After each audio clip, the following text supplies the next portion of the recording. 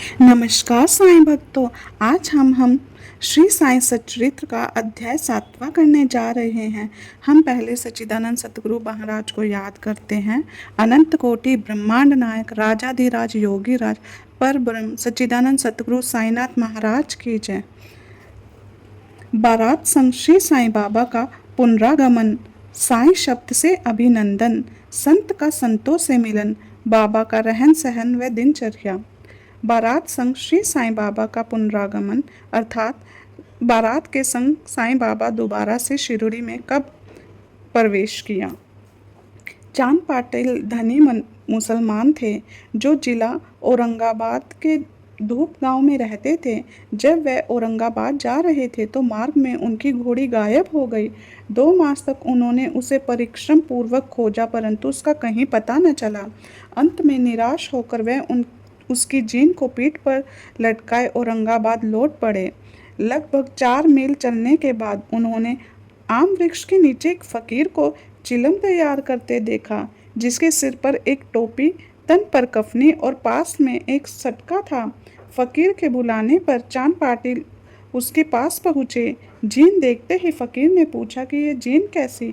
चांद पाटिल ने निराश स्वर में कहा, क्या कहूँ, मेरी एक घोड़ी थी, वह खो गई, यह उसी की जीन है। फकीर बोला, थोड़ा नाले की ओर भी ढूंढो। चांद पाटिल नाले के निकट गए तो अपनी घोड़ी को वहां चरते देख के आश्चर्यचकित रह गए।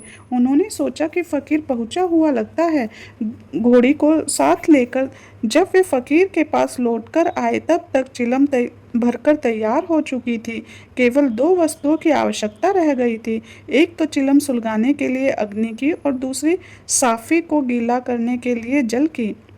फकीर ने अपना चिमटा भूमि में घुसोड़ कर ऊपर खींचा तो उनके हाथ ही एक धधकता अंगारा बाहर निकला, जिसे चिलम पर रखा गया। फिर फकीर ने सटके से ज्यों ही बलपूर्वक जमीन पर प्रहार किया त्यों ही वहां से पानी निकलने लगा। फकीर ने साफी को भिगोकर चिलम को लपेट लिया। इस प्रकार सब प्रबंध कर फकीर ने चिलम पी और उसके बाद चांद पाटिल की ओर बढ़ा दी। यह सब चमत्कार देखकर चांद पाटिल को बड़ा आश्चर्य हुआ। चांद पाटिल ने फकीर से अपने घर चलने का आग्रह किया। दूसरे दिन चांद पाटिल के साथ फकीर उनके घर चला गया और वहां कुछ समय तक रहा। पाटिल के घर पर साले के लड़के का विवाह होने वाला था और बारात शिरडी जाने वाली थी, इसलिए चांद पाटिल शिरडी प्रस्थान करने का पूर्ण प्रबंध करने लगा। फकीर भी बारात के साथ गया। विवाह निर्विघ्न होने पर बारात कुशलता पूर्वक धूप गांव लौट आई, परंतु वह फकीर शिरडी में ही रुक गए और आजीवन वहीं रहने लगे। ओम साईं राम। साईं शब्द से अभिनंदन। जब बारात शिरडी में पहुंची तो बारात को खंडोबा मंदिर के पास महालसापति के खेत में एक वृक्ष के नीचे ठहराया गया। खंडोबा मंदिर के सामने ही सब बैलगाड़ियां खोल दी गई और बारात के सब लोग एक एक कर नीचे उतरने लगे।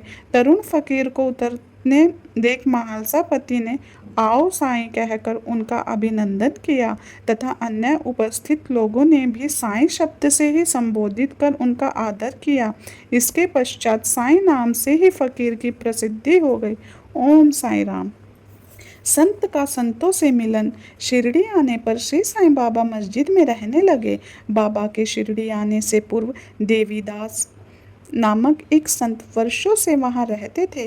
बाबा को वे बहुत प्रिय थे।